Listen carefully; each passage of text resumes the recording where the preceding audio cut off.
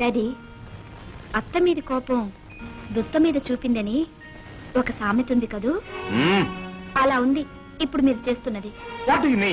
మీరు అనదలుచుకున్నది, చెప్పదలుచుకున్నది నాతోనే నా ముఖాన్ని చెప్పొచ్చుగా. ఈ డొంక తిరుగులు దేనికి? దీనికంతా కారణం నన్ను సుధాకర్ని డ్రైవింగ్ రెస్టారెంట్ లో చూశారు, అంతేగా? తినండి డాడీ. అంతకన్నా అసలు కారణం చెప్పనా డాడ్? ఏమిటి? నా భర్తను ఎన్నుకోవడంలో నాకు అధికారం ఉన్నదని మీరు అనుకోవడం లేదు. అక్కడే మిస్టేక్. Don't talk rubbish. నీ భర్తను ఎన్నుకునే హక్కు అధికారం నీకుంటే నా స్టేటస్ ను కాపాడుకునే హక్కు అధికారం నాకున్నాయి. అండర్స్టాండ్? అయినా నా స్వేచ్ఛను, హక్కును నేను త్యాగం చేయడానికి సిద్ధంగా లేను. డాడీ, మీరు త్యాగం చేయక్కర్లేదు. అండర్స్టాండ్? తినండి డాడీ. ఓ, అంత దూరం వచ్చిందన్నమాట వ్యవహారం. చాలా పెద్దదానవయ్యావమ్మా. సరేనమ్మా, సరే. నా పెళ్లి విషయంలో మిమ్మల్ని సంతోషపెట్టలేకపోయినందుకు నేను చాలా బాధపడుతున్నాను. అలాగని నా నిర్ణయాన్ని నేను మార్చుకోలేను. నేను నా మొండితనం మీకు బాగా తెలిసిందే. మీరు తినండి డాడీ. నీ నిర్ణయం అదే అయితే నేను నీ తండ్రిని కానని, నువ్వు నా కూతురువి కావని నేను నిర్ణయించుకోవాల్సి వస్తుంది. అండర్స్టాండ్? న్యాయమేగా డాడీ, ఎవరు కాదంటారు? సో నేను మీ కూతురు అయినా కాకపోయినా సుధాకర్ భార్య మాత్రం అయి తీరుతాను. శ్రీపతి కూతురు సి రాధిక, సుధాకర్ భార్య పి రాధిక అవుతుంది, అంతే. మీరు తినండి డాడీ.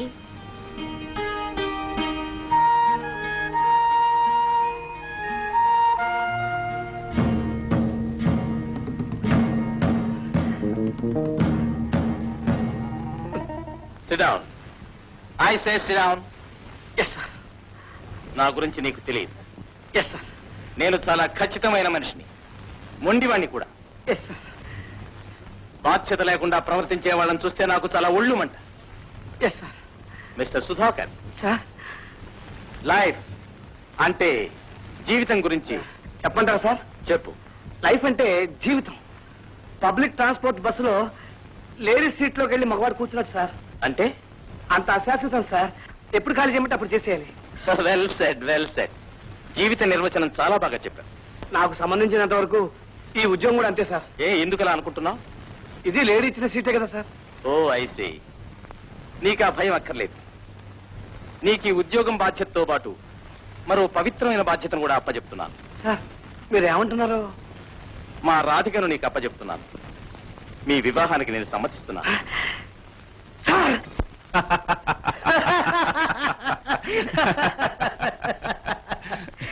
శివరాం, నీ బిజినెస్ ఎలా ఉందిరా? చూసుకునే నాథుడు లేకపోతే ఎలా ఉంటుందిరా? అదేమిట్రా, నీ కొడుకు విజయ్ ఉన్నాడుగా? ఉన్నాడు. నా దురదృష్టం ఏమిటో కానీ అటు వాడికి బిజినెస్ అంటే ఇంట్రెస్ట్ లేదు, ఇటు ఎస్టేట్ అంటే అంతకంటే లేదు. ఏమిటో వాడి తత్వం వాడు. అసలు లైఫ్ అంటే ముందు ఇంట్రెస్ట్ కలిగించాలరా, దాంతో పాటు అన్ని ఇంట్రెస్ట్లు పుట్టుకొస్తాయి. రేయ్, లైఫ్ మీద ఇంట్రెస్ట్ కలగాలంటే వైఫ్ ఉండాలిరా. అదేరా నేను ఆలోచిస్తున్నాను. వాడికి పెళ్లి చేసి పడేస్తే అన్ని ప్రాబ్లమ్స్ తీరుతాయని. అందుకే నేను ఇప్పుడు వచ్చాను. మనం ఎప్పుడు అనుకున్నాగా. ఏమని? రాధికను విజయకిస్తానన్నమాట. అసలు గుర్తుందా? అనుకున్నాం. హలో వచ్చి అంకుల్, ఎప్పుడొచ్చారు? ఇప్పుడేనమ్మా. Hello mister Sudhakar, meet mister Shivaram, పెద్ద బిజినెస్ మ్యాగ్నెట్, అంతకన్నా పెద్ద estate owner. Meet mister Sudhakar, general manager of Radhika agencies. Glad to meet you. వీటన్నిటిని మించి నాకున్న ఒకే ఒక ప్రాణ స్నేహితుడు. ఏ కష్టం వచ్చినా, ఏ సమస్య వచ్చినా, సలహాకైనా సంప్రదింపుకైనా వీటికే వెళ్తాను. ఏరా శివరాం? సరేగా అంకుల్, నాకేం తెచ్చారు? ఈసారి ఏం తీసుకురాలేదమ్మా, ఇక్కడి నుంచి తీసుకుపోదామని వచ్చాను. మీకేం కావాలో చెప్పండి అంకుల్, నేను ఇస్తాను. నిజంగా ఇస్తావా? ఓ ముందు మీరు నా కంగ్రాచులేషన్స్ చెప్పాలి, అడ్వాన్స్ గా బ్లెస్సింగ్స్ ఇవ్వాలి. దేనికమ్మా? చెప్పండి daddy.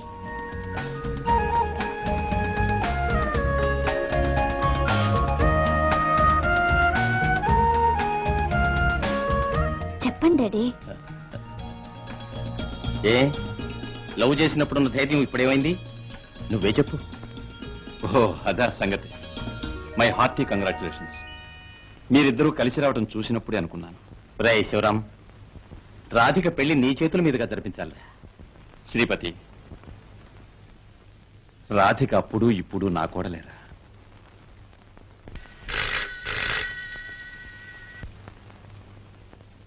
Is it Bombay call? Hello, who is speaking? Fridge India general మేనేజరా? ఏమిటో చెప్పండి. ఏమిటి, చాలా కాంపిటీషన్ గా ఉందా? ఏం పర్వాలేదు. 5 ఓఎస్ వెంటనే పంపుతాను.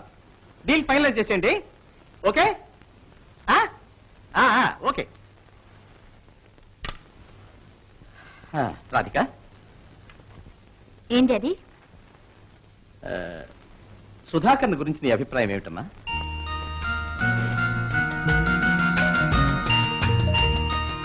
మీ అమ్మాయిని గురించి మీ అభిప్రాయం ఏమిటి డాడీ? అది కాదమ్మా. ఏమి డాడీ ఆలోచిస్తున్నారు?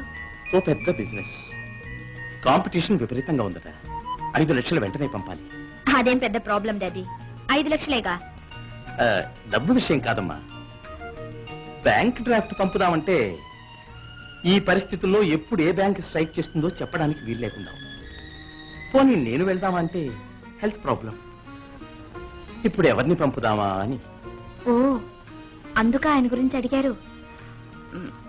మన జీఎం సుధాకర్నే పంపొచ్చుగా. కరెక్ట్, నా మనసులో ఉన్నదే నువ్వు చెప్పావు. ఓకే.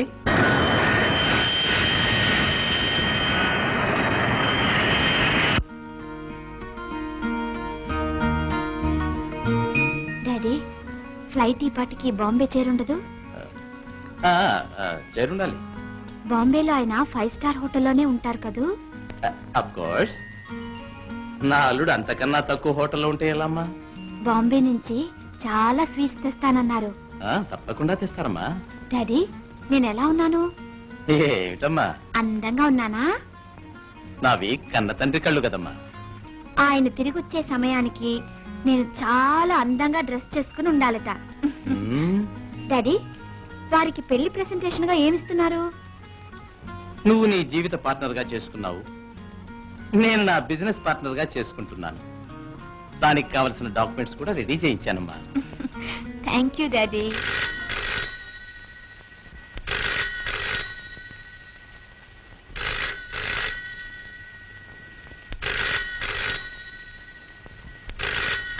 ఆ ఫోన్ ఎవరో చూడమ్మా.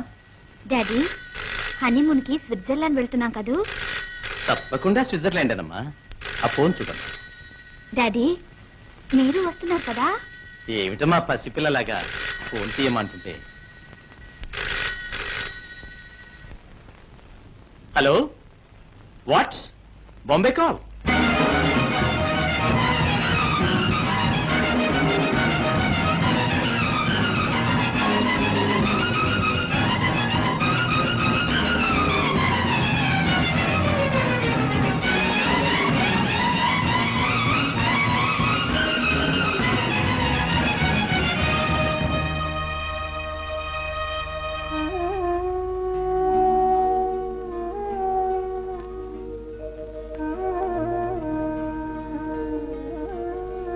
ఈ కచీఫ్ డిపార్ట్మెంటల్ స్టోర్ లో మనం చూసింది. ఈ పెన్ వాచ్ కంపెనీ క్యాషియర్ది.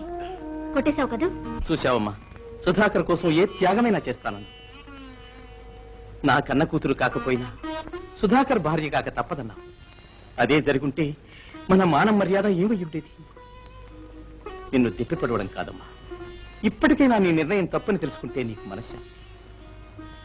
ఎవరి ఓదార్పు నీకు అక్కర్లేదు. అందుకని చెప్తున్నాను. శ్రీపతి, ఈ సంగతి ఏ పేపర్లోనూ రాకుండా చూడరా. అందుకే పోలీస్ కంప్లైంట్ కూడా ఇవ్వలేదురా. రాధిక, నువ్వు సుధాకర్ నమ్మావు. ఆ నమ్మకం ఎంత చేసిందమ్మా. శివరాం, రాధిక భవిష్యత్తును గురించి నేనెన్నో కలలు కన్నానురా. సారీ డాడీ, నేను అప్పుడు ఇప్పుడు ఒకటే అంటున్నాను. నా పెళ్లి విషయంలో మిమ్మల్ని సంతోషపెట్టలేకపోయాను, అందుకే బాధపడుతున్నాను. అదేం లేదమ్మా. ఇప్పుడు ఏమైందని? పూర్తిగా మునగక ముందే భగవంతుడు మనల్ని కాపాడాడు. ఏవో ఊహించుకుని అనవసరంగా బాధపడు. కొన్నాళ్ల పాటు